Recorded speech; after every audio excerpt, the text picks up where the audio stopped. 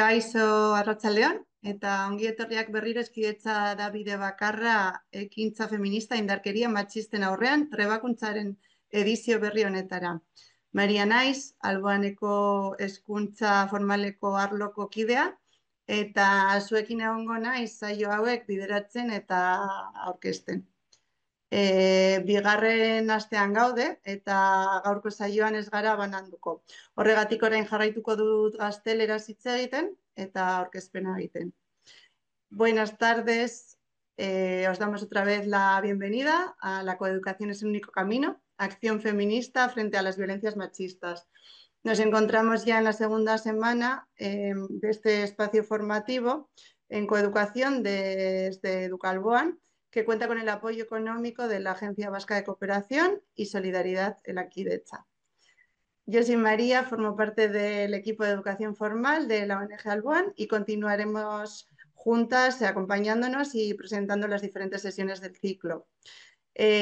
Os comentaba al principio que la sesión de hoy nos vamos a quedar todas juntas y que la vamos a desarrollar en castellano. Además, como habéis escuchado al principio, estamos grabando el espacio y al finalizar las sesiones quedará todo el ciclo grabado y disponible para las personas que os habéis inscrito. Os enviaremos el enlace y podréis acceder a ellas. Como en las otras sesiones, mantenemos la dinámica propuesta. Nos hemos conectado a las 5, presentamos, bienvenida, y después daremos paso a Carmen, que nos compartirá la ponencia Violencias machistas, los datos que nos encontramos en el aula durante una hora aproximadamente. Y luego a las 6:05, una cosa así, abriremos espacio de media hora para las preguntas, el diálogo, intercambiar reflexiones, hacer un poco de terapia y esa tutoría personalizada que todas queremos y necesitamos hasta las 6:30 aproximadamente. Y ahora doy paso a Carmen Ruiz Repullo, pero le presento brevemente. Comienzo con el premio que ha recibido hoy, ¿vale? Porque la tenemos fuera de su casa, porque ha recibido el premio de la Fundación Isonomía de la Universidad Jaume I de Castellón, hoy mismo. Lo tiene calentito. Así que, Sorionak, Carmen. Suri, Y, y aquí la tenemos. Y Carmen, realmente no sé cuánto hace falta presentarte, pero profesora de Sociología de la Universidad de Granada. Forma parte de la Red Académica Internacional de Estudios sobre Prostitución y Pornografía. Actualmente docente en distintos posgrados feministas, en Máster de Estudios de Género y Desarrollo Profesional de la Universidad de Sevilla, Máster Universitario de Estudios de Género de la UNED, especialista en masculinidades de la Universidad Miguel Hernández, entre otros. Y participa en varios proyectos de investigación del Ministerio de Ciencia y Competitividad sobre violencia de género, violencia sexual y cibermisoginia. Ha sido investigadora principal en varios proyectos sobre violencia de género y sexual en los últimos años. Ha formado parte también del primer plan de coeducación en Andalucía, además en el plan de coeducación escolar en Navarra y en el segundo plan de coeducación aquí en Euskadi. Ha recibido varios premios, como el de hoy, también en el 2017, el Premio Meridiana de la Junta de Andalucía, en la categoría de iniciativas que promueven la educación en igualdad. En el 23, el Premio Córdoba en Igualdad, Difusión, Comunicación y Divulgación Feminista por parte de la Diputación Provincial de Córdoba y Premio CODAPA a la labor en prevención de violencias machistas y coeducación. Y en el 24, Premio Clara Campoamor de Andalucía, Diploma Menina por la Subdelegación del Gobierno de Granada y Premio Menina en la categoría de educación para combatir las violencias machistas. Bueno, sí que quería, o sea, aunque no necesitamos presentarte porque todas te tenemos muy presente, ¿no? Y te seguimos mucho, sí que creo que es bueno reconocer todo lo que tenemos, ¿no? Así que es que ricasco, Carmen, no te quito más tiempo, luego te lo doy al final y te doy la palabra. pues Arratsaldeon, que ese sí me lo sé. Qué pena no darla en euskera, pero no sé, digo, algún día a lo mejor aprendo algo más y puedo hacer alguna frasecilla, pero bueno, pues es un idioma complicado, pero yo lo disfruto cada vez que os escucho, de verdad os lo digo, parece que estoy un poquito como en Euskadi, ¿no? Bueno, también deciros que parece, yo siento ya Alboan como un poco familia, así que agradecida a que me invitéis y especialmente a compartir este espacio con profesorado que tenemos ganas de, bueno, de ocuparnos, preocuparnos, reflexionar y actuar frente a las violencias machistas. ¿Me escucháis bien? Vale, pues voy a poner la presentación porque mi objetivo de esta tarde es incidir en la importancia de ver y de reconocer. Estoy escribiendo ahora un texto para la Cruz Roja, para el 25N que me lo han pedido, y lo he centrado mucho en la pérdida de visión social que estamos teniendo en este tema de las violencias machistas y que cada vez se ven menos, cada vez se detectan menos, parece que nos acordamos de ellas cuando va llegando el 25 de noviembre y parece que el resto de días dentro de los centros educativos pues no vemos si estamos habitando espacios seguros o no estamos habitando espacios seguros. Lo mismo ha pasado también con el tema del bullying, que sabéis que con el caso de Sandra Peña parece que ahora todos los centros, que eso está muy bien, tienen que hacer algo en torno a la prevención del acoso y del ciberacoso, pero que es verdad que debería de ser algo más sostenido en el tiempo y encontrar el profesorado pues espacios en los que formarnos. ¿Por qué?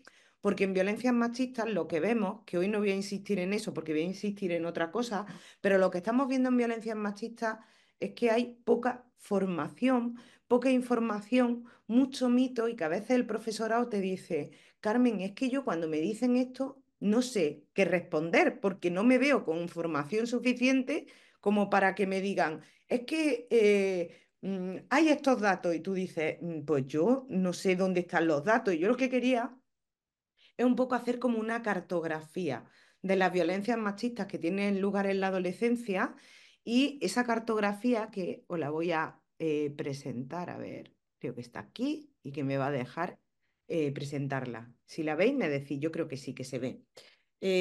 Fijaros, en esa cartografía yo quería hacer alusión a que hablar de violencia machista lleva una trayectoria, lleva una historiografía. No hemos empezado a veces a escuchar a la adolescencia hablar de la violencia machista como si hubiese sido antes de ayer, cuando hemos descubierto que es un problema social, político y público. Fijaros hasta dónde llega el tema, que la semana pasada estuve en un instituto en Posada y me dice una alumna, a ti, de tercero de la ESO, ¿a ti qué te parece que haya más de 500 leyes de violencia machista? Y yo le dije, madre mía, 500 leyes, se cae el BOE, se cae el BOE, donde están las 500 leyes, ¿no?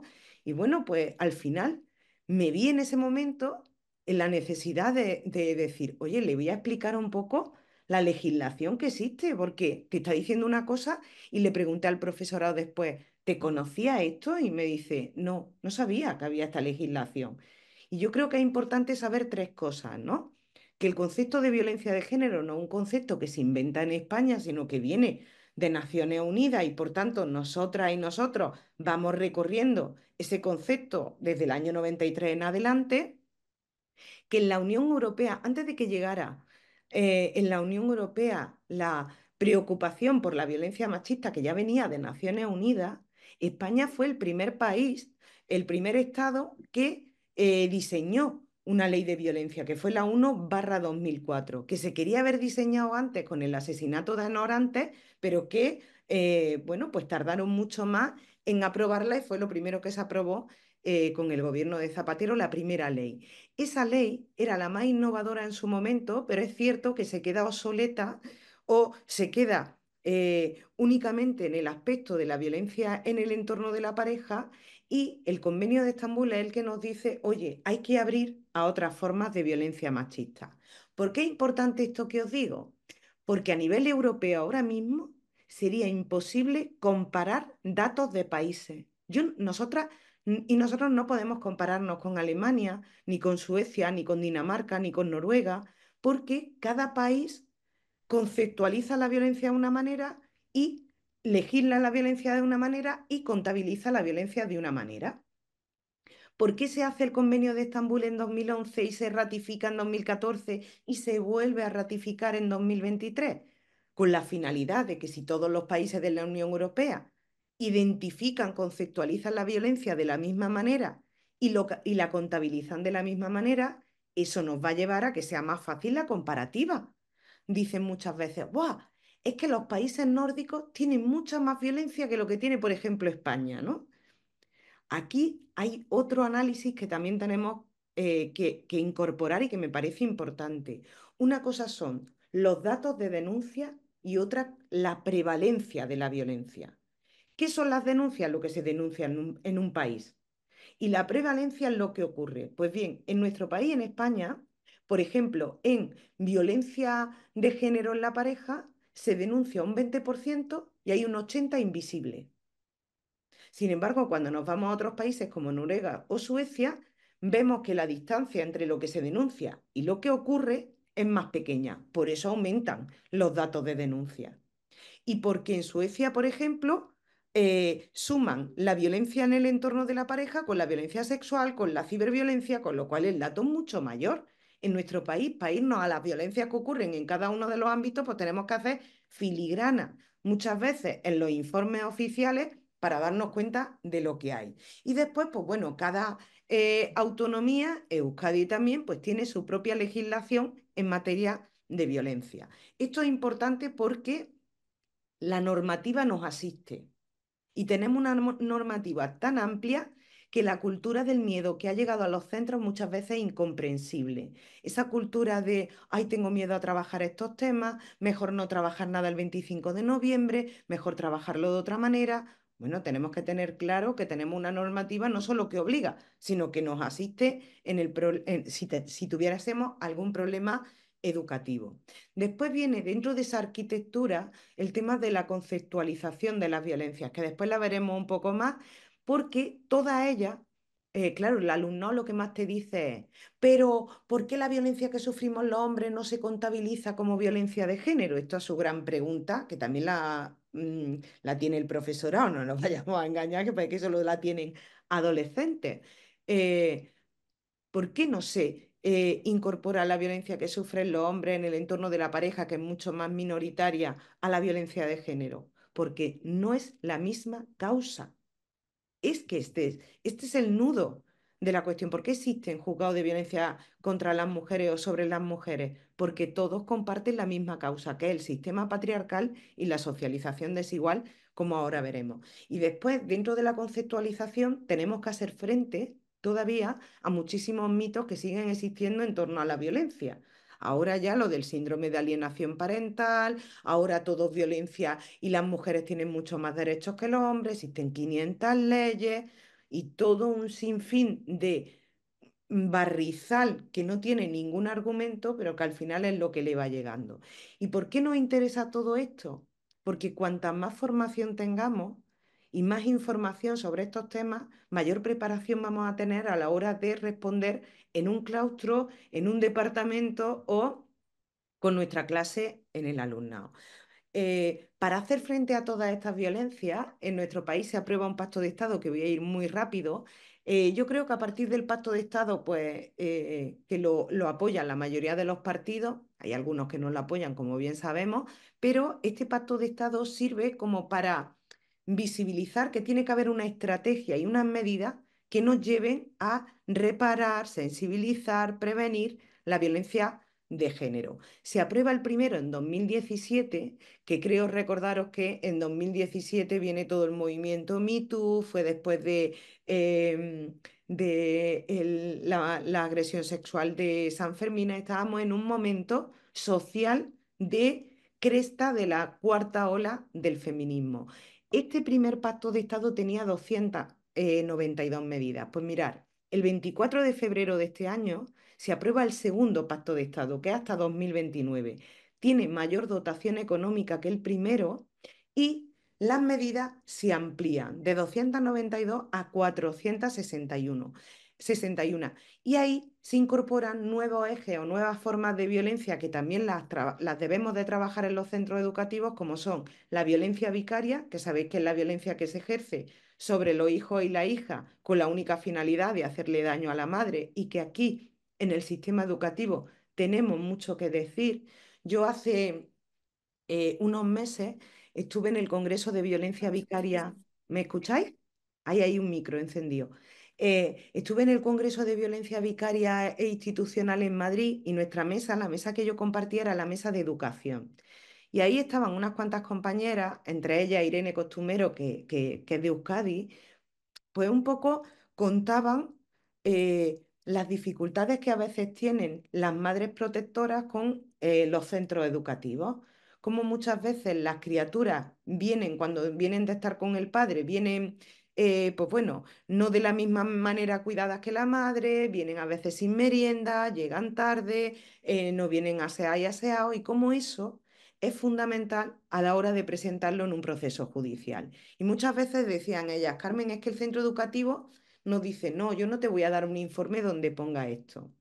Y yo creo que muchas veces lo que nos ocurre es que o nos da miedo o desconocemos el proceso y nosotras y nosotros lo que tenemos que hacer es responder a lo que vemos. Y además el Pacto de Estado tiene una línea en torno a esto. Después incorpora también la violencia económica, que esta es toda una línea de trabajo y de reparación, y la violencia digital, que es una de las que más nos estamos encontrando, como bien sabéis, en adolescentes.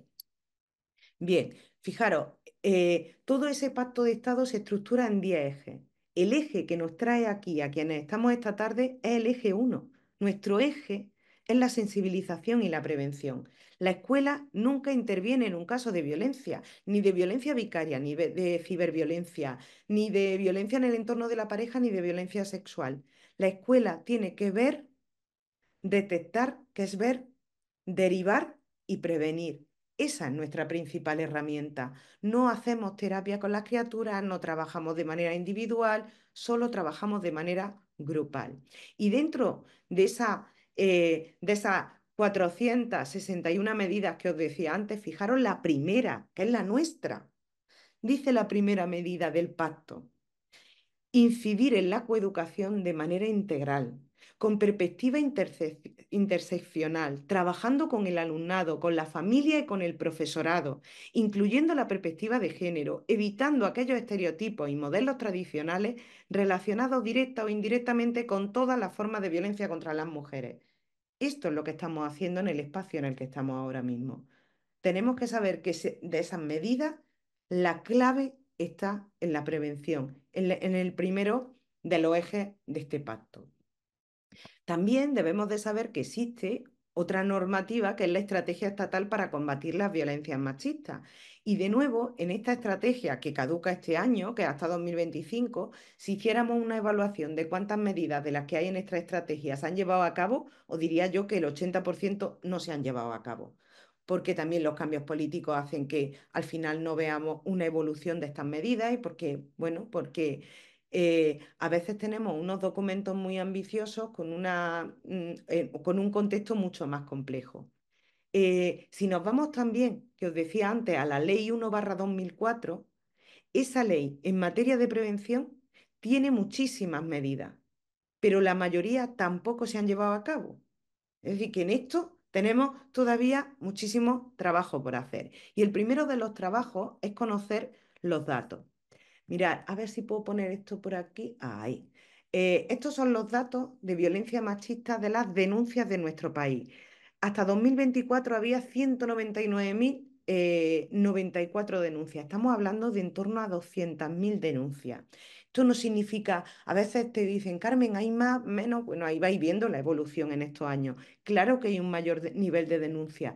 Esto no quiere decir que haya un mayor nivel de violencia, pero lo que quiere decir es que se denuncia más, pero también que la violencia no acaba, no cesa. Estamos viendo que esa violencia también tiene lugar en las adolescentes.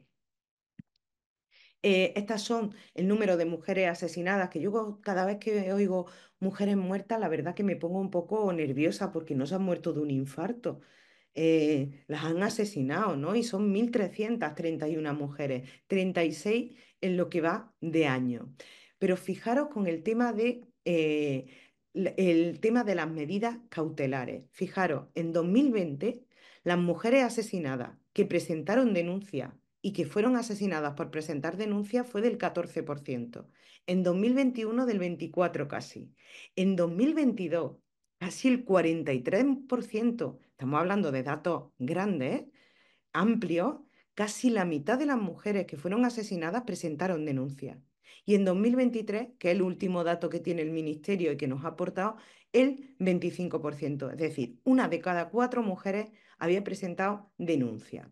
Si nos vamos a las y los menores, pues también tenemos otra preocupación. 65 menores desde 2013, que se viene contabilizando esta problemática de la violencia vicaria, han sido asesinados y asesinadas 65 menores.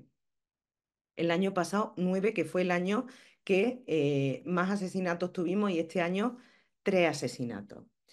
Si nos vamos eso serían las denuncias. Si nos vamos a la prevalencia, lo que nos dicen los datos del Ministerio del último informe, que llevamos 2 años esperando el nuevo informe de la macroencuesta y no llega, yo no sé por qué están tardando tanto cuando la encuesta está hecha desde 2024, nos dice esta macroencuesta que tan solo se denuncia el 22% casi de la violencia que ocurre y que las que menos denuncian son las adolescentes. Te dicen las de 16 a 24 años. Yo creo que os he contado alguna vez que yo cuando empecé a trabajar en el programa que tenía el Instituto Andaluz de la Mujer de menores que sufrían violencia de género, el programa empezó con menores de 14 a 17. Ahora hay menores de 11. Con lo cual, las menores de 11 años, 12, 13, 14 y 15 no están en esta estadística. Están fuera de la estadística. No se hace. Si nos vamos a estas menores, con las denuncias que ha habido, fijaros, no todas las mujeres que denuncian, independientemente de que sean menores o no, obtienen una medida cautelar, obtienen una orden de protección. Las que han obtenido una orden de protección, a los últimos datos que tenemos del INE, en 2023 la obtuvieron 665 menores. Otra cosa importante para los centros educativos, cuando yo tengo una menor que está en mi centro educativo y tiene una orden de protección, es importante tratarla con cautela. Es importante que esto no se hable en el claustro como si estuviéramos hablando de lo que comimos ayer. Estamos hablando de un tema serio, pero sí es importante que lo sepa el equipo directivo y sí es importante que lo sepa la tutora o tutor del grupo donde está la cría. Porque pues puede acercarse el agresor, no conocemos lo que pasa y es una menor que tiene una medida. Si nos vamos a los menores que tienen sentencia firme condenados, menores de edad, tenemos a 47. A veces podéis pensar, Carmen, qué diferencia tan grande, 665 chicas y 47 chicos. Pues voy a contar lo que ocurre con estos datos. Cuando yo tengo una menor de 17 que tiene una medida cautelar, generalmente esa menor está con un hombre mayor de edad. No está en estos datos. Cuando yo tengo aquí un crío de 14 años, la menor tiene 14, tiene 13, tiene 12. O cuando tengo un crío de 15, la menor puede tener incluso 11. Si nos vamos al último dato de Biogen, que sabéis que es el programa de prevención que tiene el Ministerio del Interior para las mujeres víctimas de violencia, en ese programa nos dicen que las víctimas menores de edad han pasado de 1959 a 2186. Víctimas que tienen protección en nuestro país que se van sumando a todas las denuncias. Nos dice también que se aprecia un mayor número de casos activos que pasan en 2022 de 943 a 1201. ¿Esto de los casos activos qué es? Casos que se denunciaron en su momento y que siguen presentando riesgo. Os voy a contar otra cosa de Biogen que también interesa saber. Hace un tiempo el programa Biogen 1 lo que hacía cuando una mujer denunciaba, independientemente de la edad, era valorar el riesgo. Tenía unos indicadores y entonces valoraba el riesgo en la mujer y decía riesgo bajo, riesgo nulo, riesgo bajo, riesgo medio, riesgo alto, etcétera. El nuevo Biogen 2 lo que establece es que todas las mujeres, por el hecho de denunciar, presentan un riesgo, que no hay riesgo cero. ¿Para qué? Para evitar esos porcentajes que os decía antes, de que una mujer denuncie y después sea asesinada cuando la valoración del riesgo no fue un riesgo alto. Oye, si queréis preguntar algo, que yo voy todo acelerada como siempre, pero os quería compartir todo esto. También nos dicen, por ejemplo, en los informes de la Fundación ANAR, que es cierto que en los últimos años lo que están encontrando es que cada vez llaman más menores, ha aumentado un 90% en 4 años las llamadas de chicas menores que dicen sufrir violencia en la pareja y un 40% aquellas que dicen sufrir violencia sexual. Estas llamadas no se traducen a denuncias, se traducen a situaciones en las que ellas necesitan que alguien las asesore, en este caso Fundación ANAR, o otras instituciones que trabajan con víctimas. Claro, ¿y qué radiografía nos encontramos en todo esto? Pues mirar, la radiografía que nos encontramos en cuanto al concepto de violencia de género en el ámbito de la pareja es que necesitamos volver a lo que Celia Amorós llamaba o nombraba conceptualizar es politizar. Ella, en 2005, unos meses después de aprobarse la Ley 1/2004, escribe un capítulo de un libro y dice qué importante que hayamos conceptualizado lo que es la violencia, porque conceptualizar un problema es politizarlo.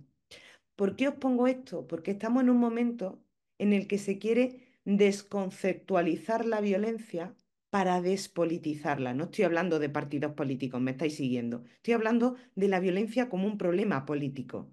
El desconceptualizar esa violencia abre la posibilidad a que la nombremos violencia intrafamiliar, violencia en el marco, pues bueno, un poco lo que os traigo aquí, ¿no? No, es que eso es violencia doméstica. ¿Por qué no podemos nombrar a la violencia machista violencia doméstica? Porque no toda la violencia machista ocurre en el ámbito doméstico. Cuando yo tengo una adolescente que no convive con el agresor, la adolescente no sufre la violencia en lo doméstico generalmente, lo está sufriendo en lo digital y a veces en la calle o en otros espacios. Y además, dentro del ámbito de lo doméstico, existen muchas otras formas de violencia, la filioparental, la intrafamiliar, en fin, que llamarlo doméstico hace referencia al lugar donde ocurre. ¿Por qué no queremos que se llame violencia familiar? Porque violencia familiar o intrafamiliar hace referencia a la relación de consanguinidad con alguien. Y esto no tiene nada que ver con la violencia machista, ni tiene la misma causa. Violencia contra las mujeres, sabéis que es otro de los conceptos, pero claro, ¿por qué a veces, fijaros, a veces se está recurriendo a ese concepto? Porque sabéis que género ha tenido muchísimas complicaciones. Pero a mí, ¿por qué no me gusta mucho violencia contra las mujeres? A ver, como concepto, porque solo hace referencia a quien sufre la violencia, no a la estructura que la promueve, que es el sistema patriarcal.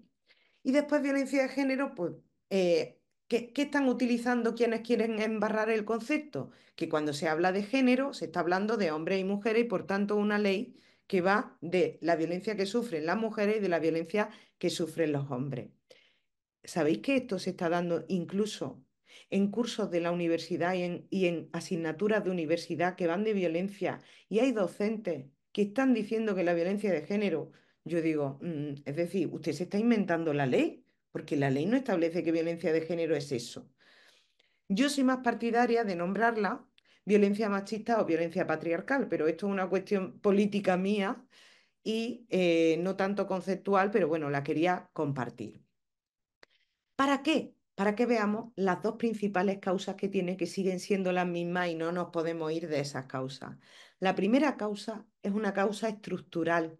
La violencia no es un champiñón que nazca de un agresor que tiene una enfermedad, que tiene una adicción, que tiene un problema de estrés. La violencia nace porque hay un sistema cultural que la promueve. Si no nos vamos a la causa de esa violencia, difícilmente vamos a acabar con ella. Yo le explico esto muy bien muchas veces con el tema de que tú vas a un centro de salud, te diagnostican colesterol y te dicen, mire usted, las causas del colesterol son estas. Si usted quiere acabar con la consecuencia, tiene que modificar las causas. Por lo mismo con la violencia machista. Si yo quiero acabar con esa violencia, tengo que modificar las causas que la provocan, que es el sistema patriarcal que sigue estando en nuestro país y en nuestro país fuera de él, por supuesto, y el sistema instrumental, la causa instrumental, que tiene que ver con la socialización desigual y patriarcal. Por eso tenemos que volver como docentes a trabajar cosas que yo entiendo a veces al profesorado que lleva muchos años en coeducación que te dice, Carmen, por Dios, otra vez tenemos que volver a trabajar qué es sexo, qué es género, qué es sistema machista, qué es sistema patriarcal. Lo siento, sí, tenemos que volverlo a trabajar, porque estas causas muchas veces no se tienen en cuenta. Y la invisibilización de estas causas nos va a llevar a confundir el problema, que creo que es lo que quieren hacer, ¿no?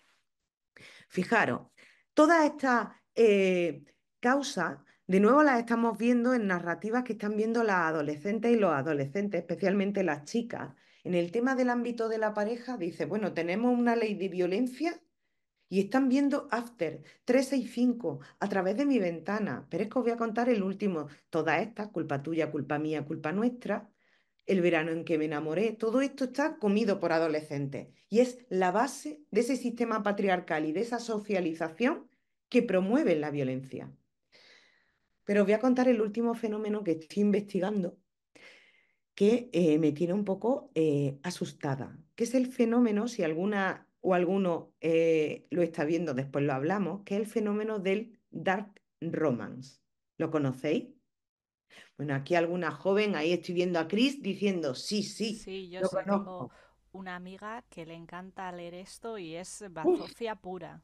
uy, Chris, estoy aterrada.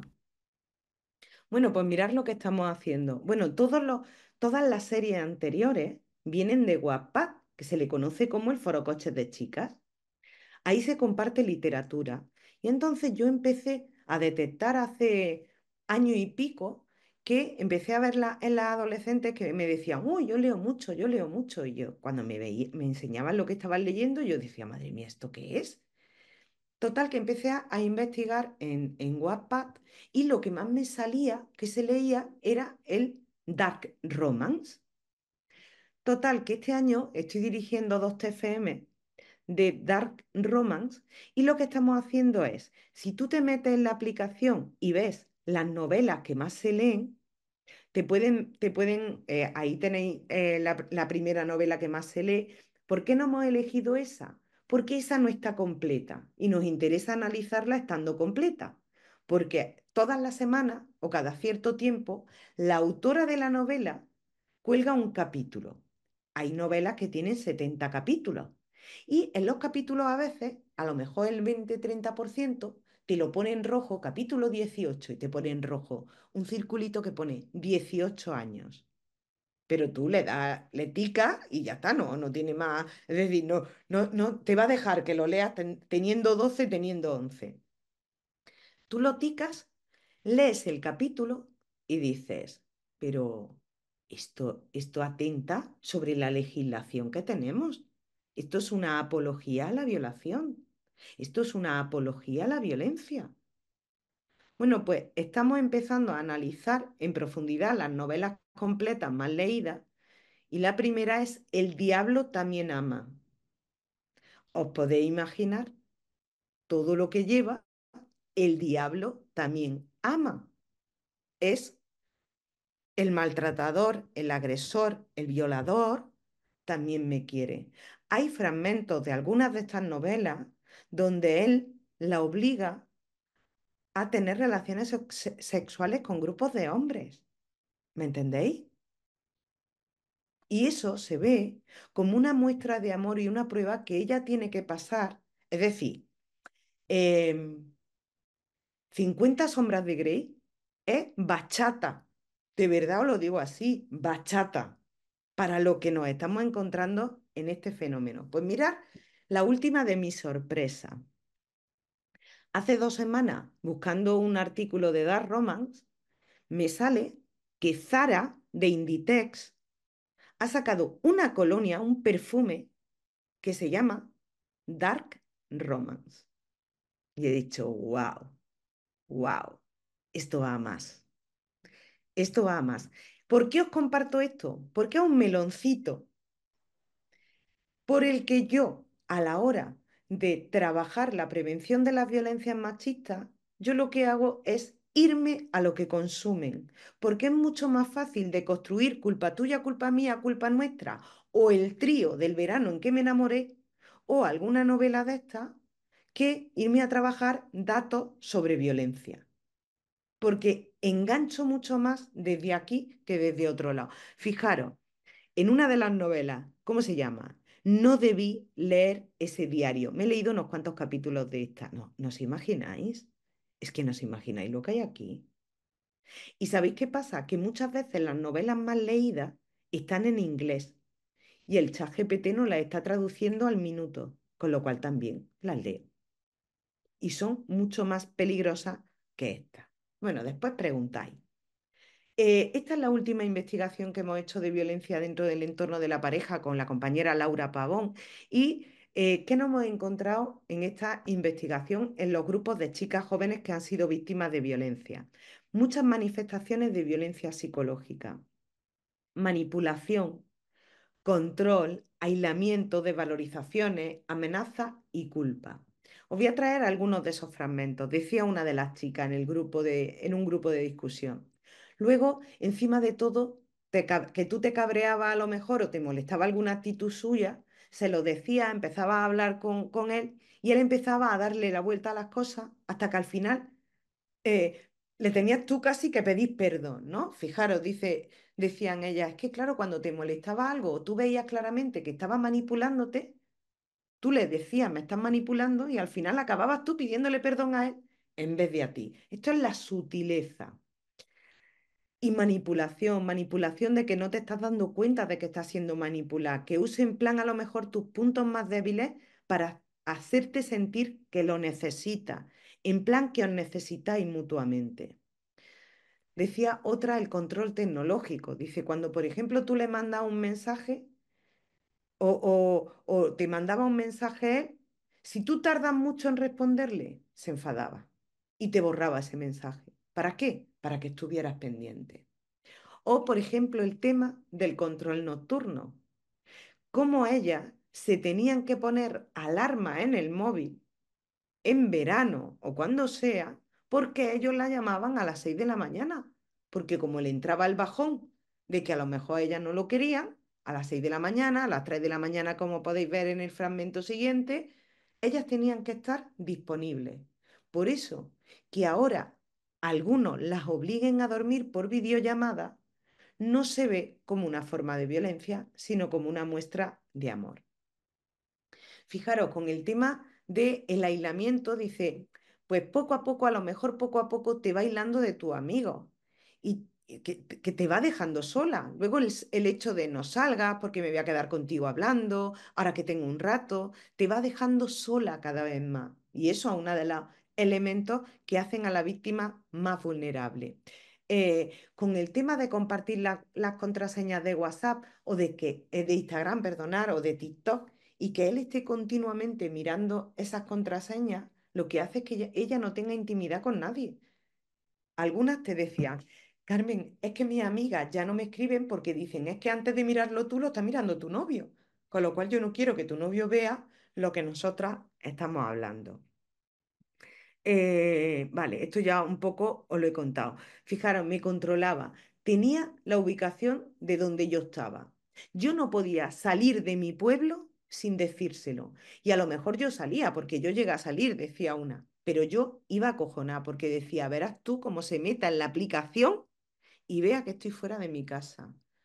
Jolín, esto es un cibercontrol, un control de la vida de las chicas brutal. A ver si me deja hacer esto. Eh, el miedo como acompañante, porque están en un sin vivir, ¿no? No voy a hacer eso porque no se cabré, pero mirad, el último de los fragmentos que os traigo, decía una de las chicas. Además, que yo creo que ninguna somos conscientes hasta que no lo vivimos. Yo era la primera que súper familiarizada con el feminismo, los hechos M, los 25 de noviembre, a las manifestaciones. Yo súper feminista, súper cual hasta que yo no me di cuenta de nada, vamos, yo no me di cuenta hasta que no terminé con él. No sé, a mí me hubiera gustado saber todo esto, la verdad, es que lo hubiera parado muchísimo antes. de alguna manera también se culpa, ¿no? Lo hubiera parado, como si fuese tan fácil parar la violencia, como si fuese... Pero fijaros, da un dato que es muy importante. Y es, en la medida en que las chicas son conscientes de la violencia que sufren, es mucho más fácil que rompan con esa violencia o que la detecten.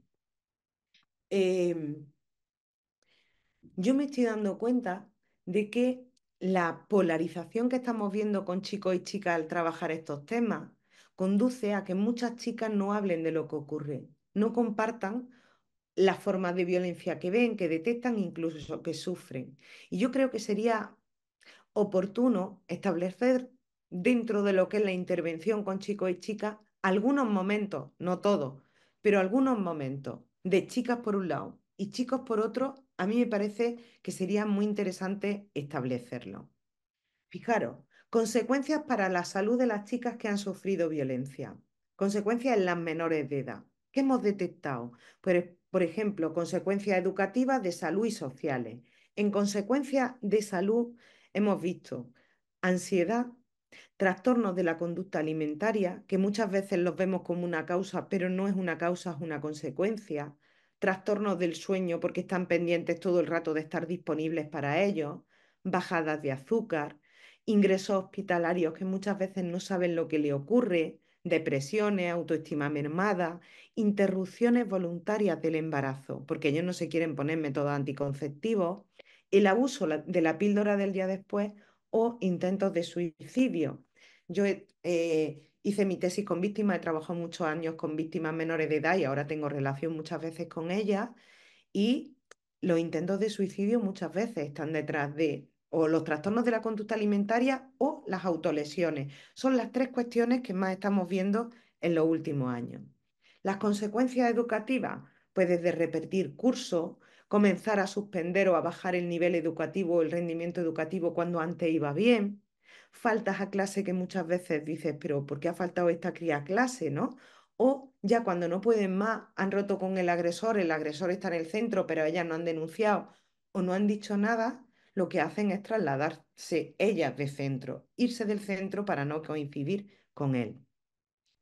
Una de las chicas que yo tuve dentro del trabajo de la tesis, que tenía 14 años y que tuvo 6 intentos de suicidio, esta chica denunció al final la familia y al final una de las medidas que hacen cuando tú denuncias, hasta que sale el juicio, la chica tiene una orden de protección y él una orden de alejamiento, aun siendo menor de edad, y lo que se hace es que chica y chico, si están en el mismo centro educativo, pues cambiar al chico de centro educativo. Si en el pueblo no hay dos centros educativos, pues lo llevan a otro centro educativo y va a recogerle un taxi, lo lleva al centro educativo hasta que salga el juicio. No se priva de la educación al chico, pero tampoco se generan situaciones en las que el chico esté en el mismo espacio con una orden de alejamiento.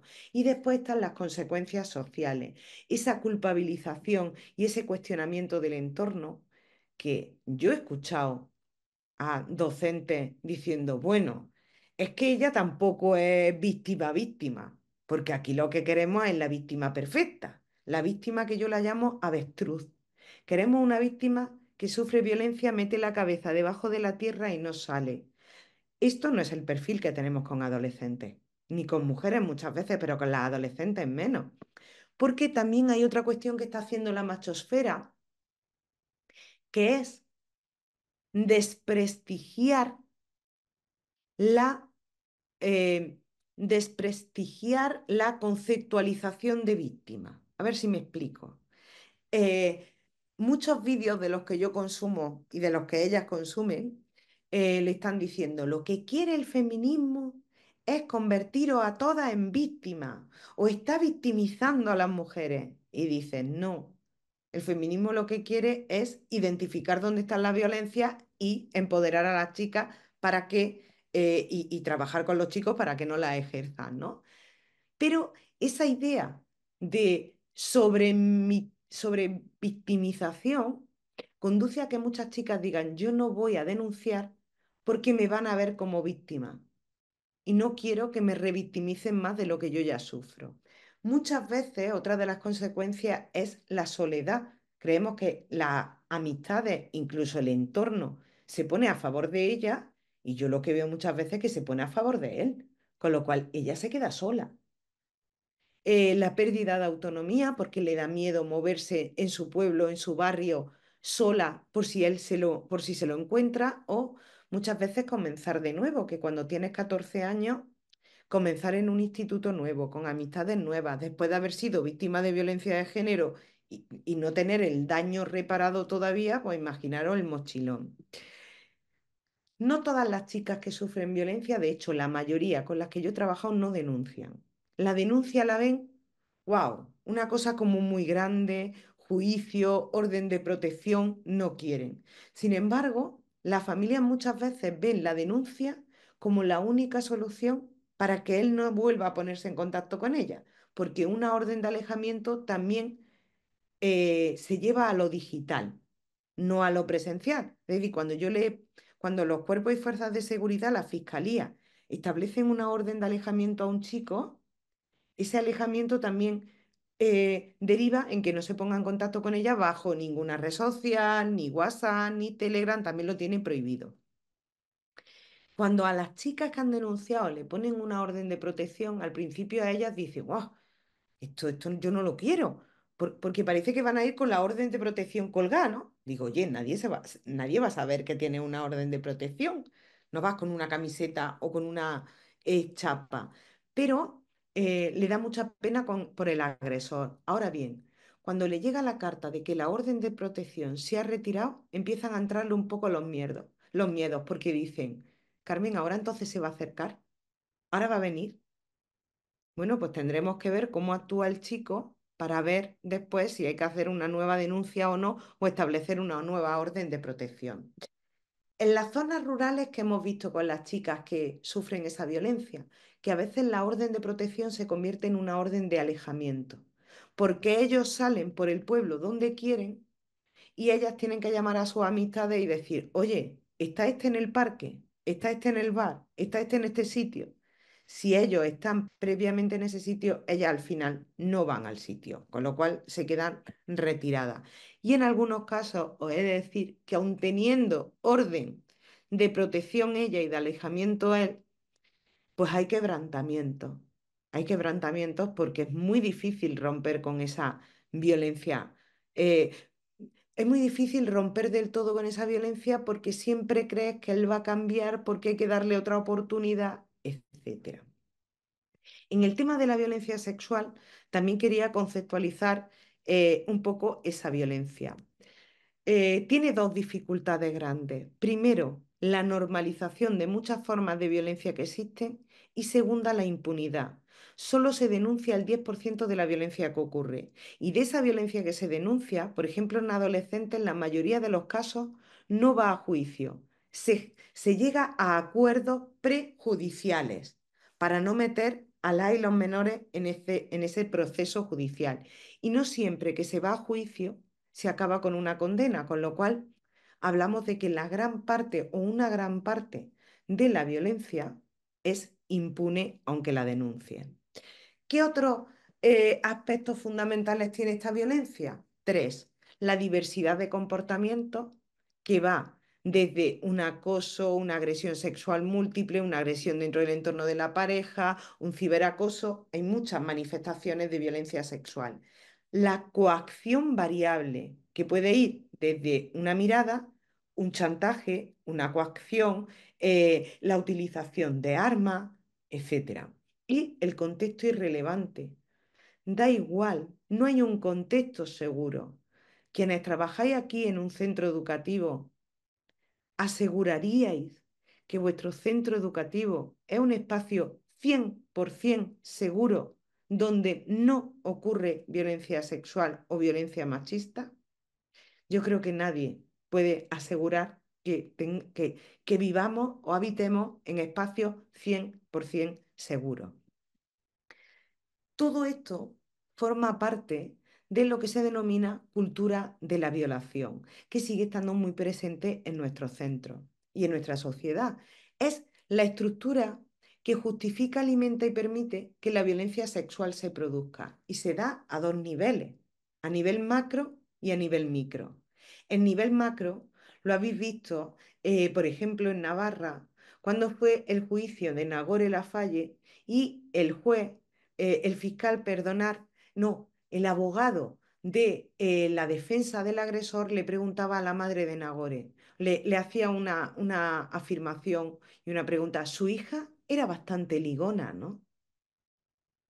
Como si eso fuese importante en un juicio. Lo mismo que el fiscal del caso de Nevenka Fernández le preguntó que cómo era posible, a ver, que acoso puede sufrir una cajera de Hipercor, pero una mujer que es abogada no puede sufrir acoso. Y dice, oye, o, por ejemplo, en Cataluña, aquella sentencia tan abismal que fue la sentencia de la minifalda, donde una jueza decía que de alguna manera la víctima había sido responsable porque llevaba minifalda y el jefe no pudo controlar su sexualidad, ¿no? O aquella jueza de Oviedo que le preguntaba a una víctima de agresión sexual, a una mujer, ¿por qué no cerró bien las piernas? Eso es cultura de la violación a nivel macro. A nivel micro son los pensamientos, las creencias, los mitos, las actitudes. Es que poco pasa para cómo van vestidas. Es que ellas provocan la violencia. Es que ella empezó, con lo cual ella es responsable de lo que está ocurriendo. Esa cultura de la violación va o está estrechamente relacionada, que es una trampa, con la cultura del miedo. Nos dicen a las chicas una frase lapidaria desde la más tierna infancia. Ten cuidadito. Y claro, ese ten cuidadito, yo no sé cómo, todas lo identificamos con la sexualidad. Con ten cuidado con la sexualidad, ten cuidado con los hombres, ten cuidado que hay hombres malos. Antes de saber nada de sexualidad, ya sabemos que hay una parte que es peligrosa y que tenemos que tener cuidado para que no nos pase nada. Pero este es el cuento de Caperucita Roja, que le dice su madre, ten cuidado y no te metas en el bosque. Ella, que era muy avispada, se mete en el bosque y al final acaba comiéndosela el lobo. Y al final del cuento, en una de las versiones pone, lo que he aprendido es que jamás volveré a desobedecer a mi madre. Porque de alguna manera, cuando nos dicen ten cuidadito, no bebas, ten cuidadito, no vayas con extraños, ten cuidadito, no te pongas esta ropa, ten cuidadito, ten cuidadito. Si hemos desobedecido, y entre muchas comillas, la culpa nos silencia. La culpa es un instrumento de silenciamiento de las chicas. Como no he tenido cuidado, me ha pasado esto, con lo cual me callo para que no me echen la culpa, porque no solo me va a echar la culpa mi familia, me va a echar la culpa la sociedad. Esta es la cultura de la violación y la cultura del miedo. Esa cultura del miedo también se ve reforzada con cada uno de los casos que pasan en nuestra sociedad. No hemos socializado en esa cultura del miedo. Y esa cultura del miedo también refuerza de alguna manera los 5 grandes mitos de la violencia sexual. El primero de los mitos sigue siendo identificar violencia sexual con violación. Si nos vamos al Código Penal, violación es la penetración sin consentimiento anal, vaginal y o bucal. Pero hay agresiones sexuales donde no existe penetración. Cuando tú coges a una chica que te dice con 18 años y con 21 que su abuelo cuando tenía 5 años se metía en la cama con ella, la tocaba y le echaba un líquido caliente en la espalda, por mucho que esto nos revuelva, eso se llama agresión sexual. No es una violación en el Código Penal porque no hay una penetración anal, vaginal y o bucal, pero en la nueva ley, en la ley Logil, en la ley del solo sí es sí, ya desaparece el concepto de abuso y solo hablamos de agresión sexual. Ya no existe en el Código Penal el concepto de abuso. Otra de las cuestiones que relacionan o de los mitos que están presentes en la violencia sexual es hacernos ver que violencia sexual es un hecho puntual. Un hecho puntual es mentira porque está muy relacionado también con ese mito de la violación real, del que hablaba la abogada Susan Street. Ella decía, voy a los juicios Y lo que espera la judicatura es una víctima que le agrede un desconocido en un sitio solitario a altas horas de la madrugada y que tiene consecuencias muy graves.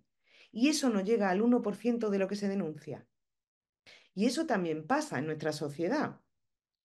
El mito de la violación real invisibiliza las dos formas de violencia sexual que más se dan, que son la violencia sexual que ocurre en el entorno de la pareja y la violencia sexual que ocurre en el entorno de la familia. Son la cifra negra de la violencia.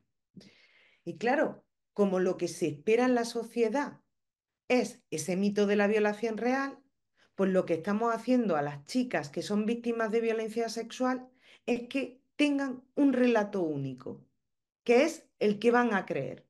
Por eso muchas de ellas te preguntan, Carmen, ¿a mí quién me va a creer? ¿Estás segura de que me van a creer? ¿Por qué? Porque lo que a mí me ha pasado está muy alejado de lo que la sociedad interpreta que es violencia sexual. Dice Inés Herkovich, y me parece muy atinado, y después esto lo vimos en el informe de Save the Children, en el de Silenciada, dice Inés Herkovich que tenemos que sacar la mirada de la espectacularidad de la violencia sexual. ¿Cuántas veces habéis visto en un medio de comunicación que salga un caso de violencia sexual de una mujer que lleva 40 años siendo violada por su marido? Muy poca. ¿Por qué? Porque lo que llega a los medios de comunicación es lo más extremo. Y eso de alguna manera lo que le está diciendo a las chicas que sufren la violencia, e incluso a los chicos que también la sufren, es lo que a ti te ha pasado no es nada para lo que está pasando. Con lo cual dicen, ¿yo qué voy a denunciar? ¿Que me acosa, que me obliga a hacerle una felación? Pero eso es violencia, Carmen. Sí. Eh, Otro de los mitos que estamos observando es cómo estamos analizando a los agresores. Es lo que yo analizo con la erotización o la monstruosidad. ¿Cómo se patologiza? Es más fácil entender que un chico feo, pobre, en situación de vulnerabilidad, ha agredido sexualmente a que el guapo del instituto es el que me agrede, a que un futbolista es el que me agrede, a que un chico famoso es el que me agrede. Porque la gente interpreta con lo guapo que es, podría liarse con quien quisiera. ¿Por qué te va a agredir a ti? Diréis, Carmen, ¿esto te lo encuentras? Yo me he encontrado a chicas que han sido agredidas sexualmente por el chico más popular del instituto, el más guapo, el más estupendo, que su miedo es, a mí nadie me va a creer. Nadie me va a creer. Es un hándicap. Otro de los mitos tiene que ver con cómo miramos a las víctimas. Cómo universalizamos la experiencia de la violencia sexual. Acordaros que a veces le decimos o decimos de alguna manera socialmente, uy, que te violen es lo peor que te puede pasar en la vida. Jolín, qué frase. Imaginaros que una cría o un crío va creciendo con la idea de que te violen es lo peor que te puede pasar en la vida. Y ahora una cría de 14 años o de 15 o de 17 ha sido agredida sexualmente. ¿Qué interpreta ella? Que ahora tiene que ser ese el hito que ya lo peor que le ha pasado en la vida. Es decir, a partir de ese momento no puede levantar cabeza. Pues esto es lo que hemos visto en el informe de Save the Children, cuando una de las víctimas decía, Carmen, yo prefiero que me tachen de puta a que me tachen de víctima. Y esto tiene que ver con cómo construimos la victimización en las adolescentes, con cómo esa victimización le resta libertad. Y claro, si una víctima denuncia con 15 años una agresión sexual, ¿sabéis cuánto puede tardar un juicio en resolverse? Una media de 2, 3 años. Y te dice ella, de aquí a que salga la resolución de un juicio, 2 o 3 años, yo esos 2 o 3 años no vivo mi adolescencia, no vivo mi juventud, no vivo lo mismo que vive el resto. Entonces prefiero callarme y no decir lo que me ha ocurrido por las consecuencias que tiene romper el silencio. Y por último está el mito del consentimiento, que este mito sigue siendo, sigue teniendo una lectura que no es neutra, porque, bueno, la ley es muy explícita en esto, dice que el consentimiento tiene que ser libre de actos expresos. Libre de actos expresos, esa es la frase de la ley. Claro, donde hay asimetrías de poder, no hay un consentimiento libre. Y de actos expresos, es que lo de actos expresos no es solo quiero hacerlo, que te dé un sí, sino que el lenguaje no verbal también es una forma de acto expreso. Todo esto que os estoy contando, ¿para qué nos sirve? Para tener más herramientas pedagógicas que nos permitan llevar esto a la adolescencia. Porque mm, hay leyes que desconocen. Yo cuando estoy trabajando todo esto, cuando llego a la adolescencia, les digo, ¿sabéis que hay una ley que está destinada para vosotras y para vosotros? Y te dicen, ¿sí? ¿Cuál? Digo, la LOPIDI. Y te dicen, no la conozco. Pues a lo mejor hay que hacer una infografía de la LOPIDI. A lo mejor hay que hacer un vídeo de la LOPIDI que sea didáctico. A lo mejor hay que hacer algo que le cuente a la adolescencia que hay una ley que protege, una ley orgánica que les protege y que las protege, que hay una ley orgánica que está sistematizando formas de violencia machista y formas de violencia de todo tipo que también les afectan. Y dentro de esa LOPIBI se están haciendo ahora mesas de trabajo porque la LOPIBI también se ha quedado obsoleta. Hay que meter todo el tema de los ciberdelitos. Hay que meter también todo lo que ocurre con la violencia vicaria. Y bueno, el otro día supongo que lo visteis y cerrando también, para que hablemos. El otro día salía que al cabecilla de Almendralejo lo habían multado a la familia con 2.000 euros. No sé si lo visteis. Eh, pues bueno, esto también indica que la responsabilidad penal es a partir de los 14, pero que las y los menores también son responsables civilmente, ¿no? Y que yo no soy nada punitivista en estos casos, o soy mucho menos punitivista y soy más de una justicia mucho más restaurativa, y por tanto creo que hay que trabajar mucho con las criaturas que ejercen estas violencias. Hay que trabajar algo, tiene que haber otras miradas y otro análisis. Y lo último que os digo es que para mí, en esas miradas y en ese análisis, creo que atina muy bien la última serie de Leticia Dolera, Pubertad. Creo que le da una mirada que necesitamos. Creo que es importante verla y que a veces en los últimos cursos voy a dejar de compartir. En los últimos cursos pues de cuarto de la ESO, yo la he visto con mi 012, ¿vale? Porque también vi adolescencia y también vi otras cuestiones que me parecían importantes. Y, y creo que nos da pie a un debate interesante, que nos da también pie a un debate dentro de los claustros, dentro de las familias, porque es una serie que trabaja con toda la comunidad y tiene muchos análisis que nos pueden valer para ver cómo trabajar y cómo abordar la violencia sexual. Bueno, yo aquí para un poco para que debatamos lo que sea, que sabéis que hablo mogollón, que yo encanta, pero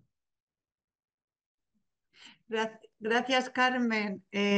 Bueno, eso, ya has parado tú misma y ya les has dicho que en marcha. Así que eso, abrimos diálogo, conversación, ¿no?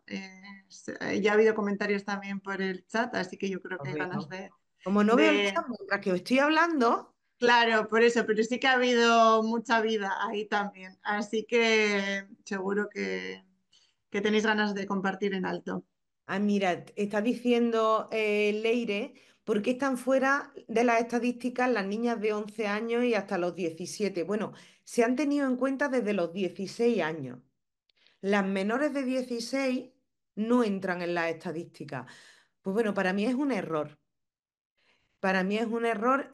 Yo entiendo que al ser menores de 16 años, sabéis que tenemos que tener todas las autorizaciones familiares de tutoras y tutores, pero creo que sería muy interesante incorporarlas desde edades tempranas o hacer una macroencuesta con menores.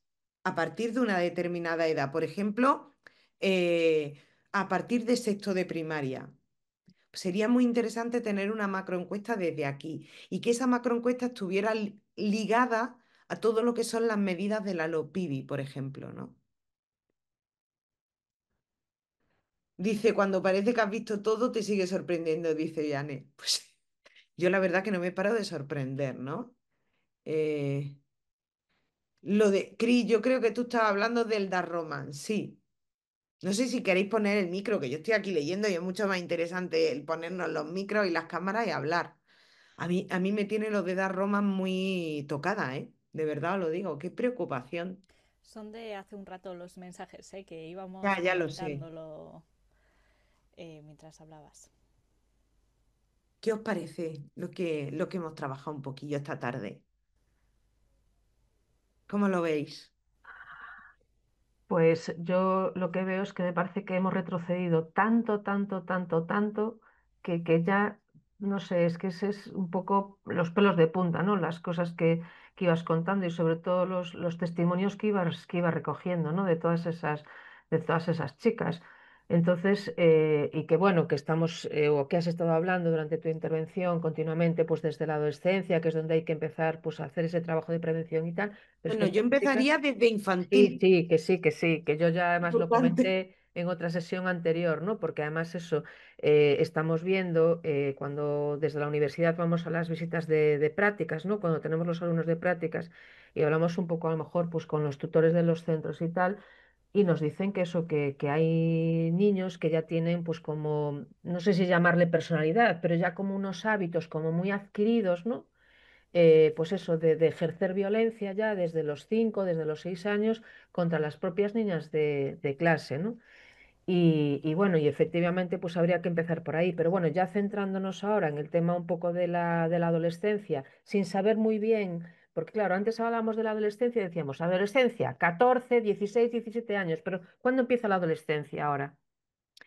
Porque es Bueno, que estamos, sí, perdona, es que estamos viendo, ¿cómo se dice?, situaciones de violencia y de violencia sexual con niñas y me imagino que también con niños, aunque es la parte más minoritaria, pero es que de los 16 años. Yo es que estabas hablando y todo el tiempo estaba acordándome, porque estos días veíamos en las noticias el caso de ese abuelastro sí, que abusó de sus tres nietas, que fue un poco la mayor la que, digamos, dinamitó toda la situación y que ejercía también la misma violencia con sus hermanas, que eran mucho más pequeñas, creo que una de 9 años y la otra no sé si de 7.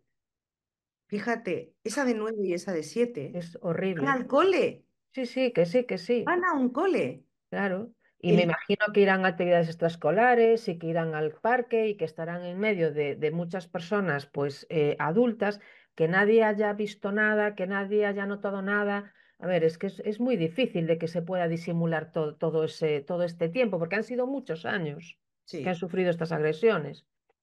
fíjate, Dolores, el otro día, Dolores, Lola, no sé, Sí, Loli. Loli, hace un mes escaso, el Ministerio de Infancia y Adolescencia, bueno, el Ministerio sacó un informe de la violencia que habían sufrido, violencia en menores de edad, ¿no? Y así rápidamente por observar, porque es una macroencuesta, está colgado el informe en internet, en la página del Ministerio, nos advierte de que el 50% de las personas que habían participado habían sufrido en su infancia y adolescencia, siendo menores de edad, violencia psicológica. 50%. Un, eh, un 40% violencia física, un 30% violencia sexual y un 25% violencia digital. Yo el otro día hacía este experimento en mi aula de la facultad y le decía, imaginaros si respondemos a los datos del ministerio.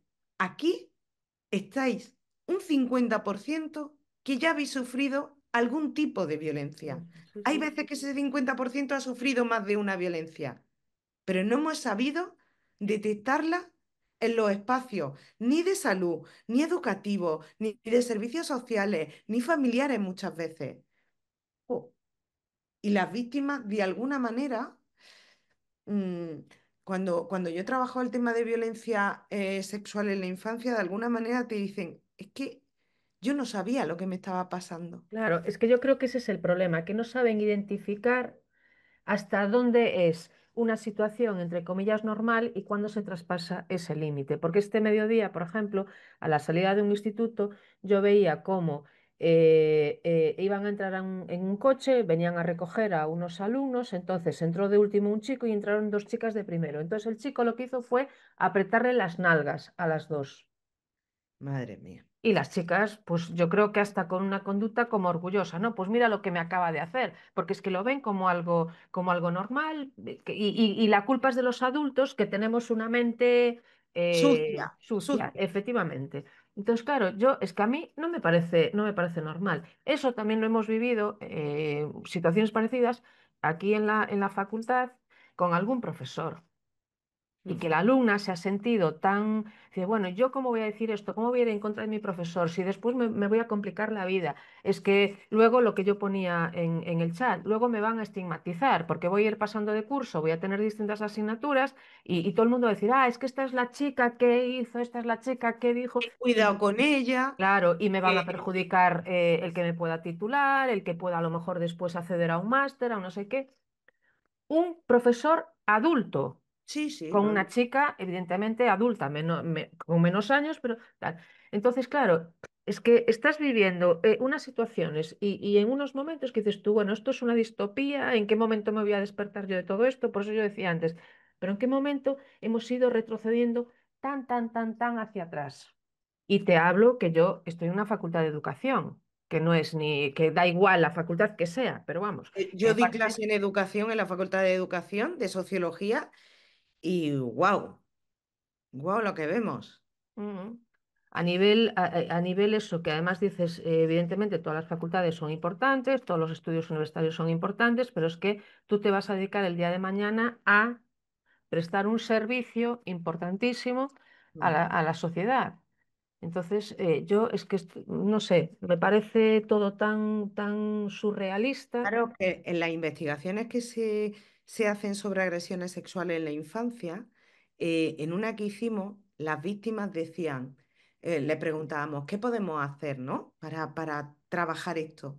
Y todas las chicas coincidían, trabajarlo desde infantil. Yo Sí, hubiese sí. agradecido que se hubiese trabajado este tema de una manera didáctica, ¿me entendéis? Pedagógica, Mm. de una manera en la que no se hable de la agresión sexual, pero sí de otras cuestiones que tienen que ver con me gusta, no me gusta, mm, me agrada, no me agrada, me siento feliz, no me siento feliz. Mm. Tiene que haber algo como el libro de Ni un besito a la fuerza, ¿me entendéis? Algo Exacto, sí, sí. básico que nos acompañe para que las que están ahí empiecen a detectar que aunque alguien te quiera mucho, y tú creas que te quiera mucho, no te puede obligar a hacer eso. Fijaros lo que ha salido esta mañana del obispo de Cádiz. No sé si lo habéis visto también de abusos sexuales, de agresión sexual a una mujer. Pues es que, decía ella, es que yo incluso sentía que me agradaba. Es que Mm. tremendo. Mm. Bueno, yo solo por hacer el último apunte, que no quiero monopolizar, también hay que tener en cuenta que tampoco podemos cargar a las escuelas, y aquí creo que hay muchas maestras, ¿no? Podemos cargarnos de tanta responsabilidad, porque tenemos que ser asistentes sociales, tenemos que ser policías, tenemos que, aparte de enseñar el currículum y enseñar a formar a futuros ciudadanos y ciudadanas, tenemos además que poseer un montón de cualidades y un montón de valores. Es decir, va a llegar un momento en que evidentemente el trabajo de las escuelas y de los profesionales es importantísimo, pero que nosotros solos no podemos, o solos Totalmente, o solas no podemos hacer todo. Es decir, totalmente. no podemos tener la varita mágica para solucionar todos los problemas que tenemos en el mundo en el que vivimos y en la sociedad en la que vivimos. En algún momento va a haber que rebajar el nivel también de responsabilidad, porque yo siempre le digo lo mismo a los alumnos, cualquier problemática que surja en la sociedad, siempre es la cámara enfoca a la escuela. Parece que siempre es la escuela la que tiene que venir a solucionar todos los problemas, a poner todos los parches.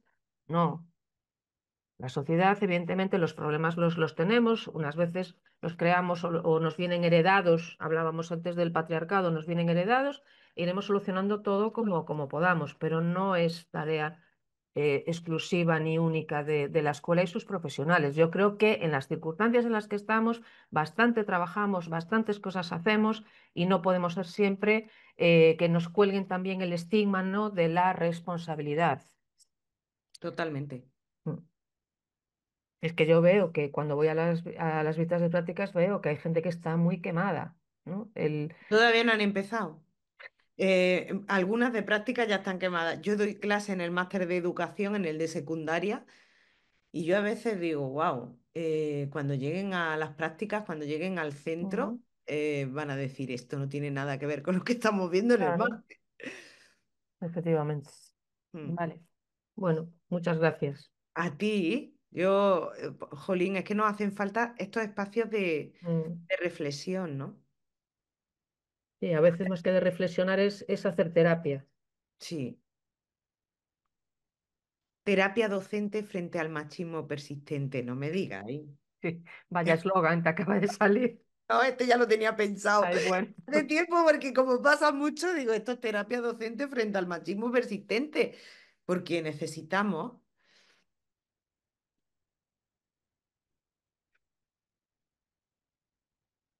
pues sí, Cris, la verdad que la labor es brutal y muchas veces te dicen, jolín, Carmen, es que no podemos con tanto.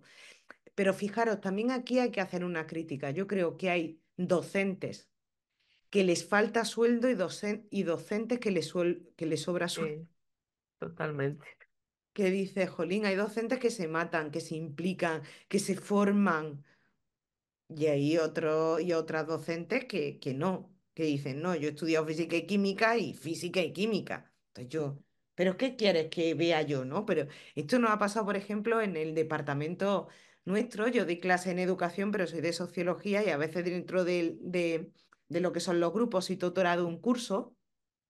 Y recuerdo que nos agrupan para un poco decirnos, oye, pues hay que estar pendiente, hay que contarle el protocolo de acoso que hay en la facultad, hay que contarle el protocolo de violencia, hay que meter la perspectiva de género en las guías docentes, y a lo mejor hay algún compañero perdido de todo esto y dice, pero si yo soy pedagogo, ¿a mí qué Ujú. me vas a pedir? Yo de esto no voy a hacer nada. Y dices, pues bueno, pues hay que actualizarse, Manolo. O Iker, hay que Mm. actualizarse. Bueno, no sé si queréis, en vez de escribir, que os veo muy escritoras y escritores, sobre todo escritoras. No sé si hay algún escritor por la sala, porque no veo a todo el mundo. ¿Hay algún escritor bien?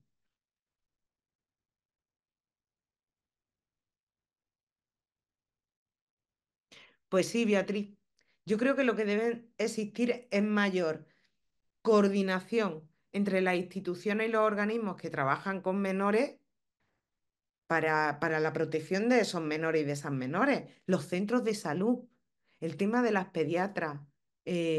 Bueno, a lo mejor hay que ver de qué manera hacemos este tipo de trabajo de coordinación con la prevención de las violencias, de cualquier tipo de violencia. A Sí, ver, eso quería comentar que, bueno, soy yo, Beatriz. Es hola. que a nosotras nos pasa, ¿no? Lo vemos en el instituto, que al final pero no solo con respecto a este tema, con respecto a cualquier tema. Cada estamento funciona en lo suyo, es dificilísimo conectarse, pasar la información entre unos y otros, parece que nadie se entera de lo que está pasando en otro lugar y justo para proteger y para educar y para todo necesitamos ponernos todos, tenemos que poner la información en común, ¿no? Porque si no pierdes todo, ¿no? Lo que comentábamos antes, cómo nadie se ha dado cuenta. Pues igual un detalle, yo lo he visto, pero ese detalle se ha quedado en mis papeles del instituto y no ha pasado a una reunión con no sé quién, ¿no? Y yo creo que muchas veces son pequeños detalles que vamos viendo cada uno, pero tienes que montar todo el puzzle para ver qué es lo que está pasando, ¿no? Y yo sí que tengo esa sensación de todo es súper estanco Mm, y es dificilísimo tener esa red, ¿no? Y eso estando todos de acuerdo. Ya no te estoy hablando de familias que no están de acuerdo con medidas que tomamos, etcétera, que eso pasa muchísimo. Incluso estando todos de acuerdo y teniendo todos el mismo objetivo, si trabajamos tan estancamente y cada uno en lo nuestro, es que es imposible llevar a cabo nada. El año pasado, a final de curso, en un centro educativo de Granada, me llama una profesora y me dice, Carmen, mira lo que me está pasando. Tengo un alumno creo que era tercero de primaria, que, que yo sé que el padre le está pegando. Yo le he visto morado al niño. Y por otras cosas que estoy observando, pues cuando llamo a la madre y al padre, observo que el padre calla a la madre. El padre es el que habla, la madre está en un segundo plano. Y claro, ¿qué te pasa muchas veces que le dice el equipo directivo? Pero, ¿tú qué te tienes que meter en esto? Y tú dices, ya, pero es que yo veo que mi crío de mi tutoría cada vez está más irascible, le pega a otros niños y niñas, nadie quiere estar con él. Y no es que mi crío de tercero de la ESO sea insoportable, es que está viviendo algo que le está llevando a esto. Pero yo no tengo herramientas para ello. Y me dice, y si no me apoya el equipo directivo, ¿qué hago yo? Inspección educativa. Todo esto a veces al profesorado le da un nivel de miedo de inspección educativa, protocolo, abrir un sistema simia con salud, con servicios sociales. Qué miedo, a ver si la voy a liar y esto va en perjuicio del niño. Bueno, pues os he de decir una cuestión. Ese niño no está este año en el cole. Le han cambiado de cole. El padre le ha quitado del colegio. Y entonces ahora esta profesora está intentando ponerse en contacto con el centro donde ahora está el niño para decirle al centro, oye, estaros pendientes de esto, porque yo sé que el padre ha sacado al niño del colegio porque yo estaba ya muy mosca con este tema y estaba ya hablando con inspección educativa. Y es una familia alternativa, con nivel socioeducativo alto, ¿me entendéis? Si es que no tiene que ver, si es Pero que lo digo está, porque a como tú veces has dicho, decimos, es wow. el sistema, o sea, está en todas partes, es que está en cualquier lugar, donde menos te lo esperas, ¿no? Sí, pero lo digo porque a veces es como, pues muy fácil, servicios sociales, porque nos creemos que todos son familias desestructuradas, ¿no? Y dices, "Oh, no, no estamos ahí". Pero bueno, decía antes Loli, tampoco puede ser que es cierto que el sistema educativo tenga toda la mochila. Mm, Ahora bien, cuando se hacen cosas, qué importante es. mm, Cuando nos juntamos dentro de un claustro y decimos, oye, ¿y si miramos por aquí? ¿Y si observamos dónde pueden estar los espacios que no son espacios 100% seguros en nuestro centro educativo? ¿Y si trabajamos la cohesión en el aula? ¿Y si trabajamos, yo qué sé, grupos con familias, a ver de qué manera se van implicando en ayudarnos en todo esto? mm. ¿Y si nos juntamos a veces en una formación familia y profesorado? Que eso también sería otro reto. No, no, la familia por un lado, el profesorado por otro. Jolín, se llama comunidad educativa. Tendríamos que estar Ah, juntas. hablando de la comunidad educativa, yo antes puse ahí en el chat el caso de Finlandia, porque tú hablabas de Suecia, de Noruega, ¿no? Los Sí. países nórdicos que los tenemos como el paradigma del bienestar. Yo este verano he estado en Finlandia visitando escuelas y allí también tienen un problema de violencia muy grave, muy Sí, grave. Lo que pasa que es un problema de violencia que es de puertas para adentro, la violencia invisible, que evidentemente se detecta en los centros porque empiezan a haber pues, conductas un poco disruptivas, ¿no? del alumnado. Y allí, aun reconociendo que es un tema muy complicado y que se necesita la cooperación de la comunidad educativa, incluyendo a las familias, a los servicios sociales, a los centros, etcétera, etcétera, incluso a los compañeros del aula, sí, actúan de otra manera. Es decir, allí cuando empiezan a detectar mandan mensajes a la familia, si al tercer mensaje la familia no responde, se presentan en casa, en el domicilio, cuando además detectan que a lo mejor el alumno o la alumna pues deja de venir a clase, etcétera, etcétera. Y entonces empiezan como a tener más relación, más diálogo, hasta que las familias o la familia en este caso empieza también a venir al centro. Es decir, tienen otros protocolos de actuación. También tienen muchos más medios, pero bueno, a veces no solamente es cuestión de tener medios, sino que es cuestión de tener voluntad y Pero de querer, utilizarlos bien también, porque a veces tenemos efectivamente. medios y no los utilizamos. Efectivamente. Entonces, bueno, pues hacen como un seguimiento, ¿no? A ese alumno o esa alumna, porque claro, lo más probable es que acabe abandonando y ellos tienen una, o sea, para ellos no existen las tasas ni de fracaso escolar ni de abandono escolar. Entonces, bueno, vuelcan todos sus esfuerzos, todos sus recursos a apoyar a ese alumno y a esa alumna y a esa familia. Pero aún así, claro, no nos dieron datos ni estadísticas ni tal, pero nos reconocieron que era un tema difícil. Difícil porque tú hablabas antes de un tema cultural. Ellos, por ejemplo, no entienden lo que es el machismo, no entienden lo que es el patriarcado porque no viven eso. Pero sin embargo, todo el tema de la violencia viene sobre todo pues, por la cultura que tienen, ¿no? Del aislamiento, del todo de puertas para adentro. Como digo yo, las puertas para adentro ya empieza por el sistema de cierre de las casas, ¿no? Que tienen una apertura, un sistema de apertura y de cierre totalmente diferente al del sur de Europa. Entonces, todo para adentro, todo para ellos, y hasta que se va escapando un poquito y consigues saber. Y luego, claro, también asociado a esta violencia tienen un problema de alcoholismo muy grande y muy grave, además ya en la adolescencia. Pero fíjate que al final el patriarcado existe en todos Sí, los sí, países. Lo que ocurre sí, es sí, que se materializa de una manera o de sí. otra, se invisibiliza más o menos. Y es cierto que en los países nórdicos el tema del alcoholismo es un problema, pero también el tema del reconocimiento de las violencias. Porque, oye, que nadie toque Finlandia, ¿no? En Mm, eso, por ejemplo, Suecia es diferente. Suecia tiene la idea de que sacar lo que hay debajo de la alfombra es importante. Y fíjate que es mucho de puerta adentro también, pero mm. es mucho más aperturista que Finlandia, Noruega, es decir, los países más nórdicos del extremo son mucho más cerrados a la hora de hablar.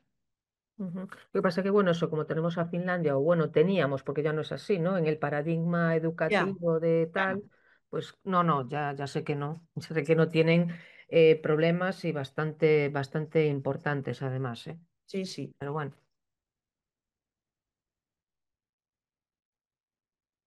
Qué silencio. Pues con el silencio de las 6:30. Oye, ¿os puedo contar un chiste? Ay, venga, Que vais Carmen. a flipar, que es que me encantó el otro día. No es un chiste, no es un chiste, pero fue un comentario que estábamos Marian Moreno, que estaba en mi casa en Granada hace 2 semanas, y otra compañera que tiene muchas amigas en Euskadi, y me encantó porque hablando de las pocas palabras que no sabemos en euskera, dice ella, ya ves, yo la primera vez que fui a Euskadi me enteré que decir buenos días era egunon. Y dice, yo interpreté que buenas noches era egun oz. No me digas que no es maravilla. En un off, tía. Me encantó. Dije, esto se lo tengo que contar yo a mi gente de Euskadi porque es que es maravilloso. Y me parece muy divertido. Buenísimo, buenísimo, vamos. Bueno, muchas gracias, María, compañera, por invitarme a este espacio, que sabéis que yo estoy súper a gusto, siempre me gusta subir. La última vez estuve con Ani en Iruña y bueno, para mí es un gusto, la verdad, el compartir con vosotras y con vosotros pues espacios de coeducación y de prevención de la violencia machista porque estamos en el mismo camino. Muchas gracias. Eso es. Ha Para estado nosotros muy bien. también, muchas gracias, Carmen. Muchísimas Eh, gracias. y nos vemos mañana algunas, a las 5 otra vez, y nos encontramos y seguimos trabajando este tema. Es que ricasco, Carmen. ¡Qué Eh, Qué ricasco! ricasco. Muchas gracias. Muy, muy ¡Agur! interesante. Agur. Agur. Agur, eskerrik asko Villar Arte.